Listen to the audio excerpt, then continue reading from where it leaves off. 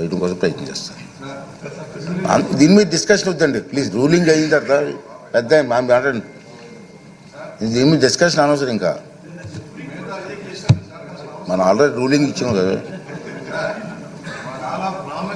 విషయం, సభాపతి యొక్క హక్కులకు సంబంధించిన విషయం, రాష్ట్ర ప్రగతికి సంబంధించిన విషయం, రాష్ట్రంలో జరిగిన అరాచక ఆటవిక విధానాలకి ప్రతినిధి ఎవరో, ఏ విధంగా జరిగిందో ఇంకా కంటిన్యూ అవుతుంది.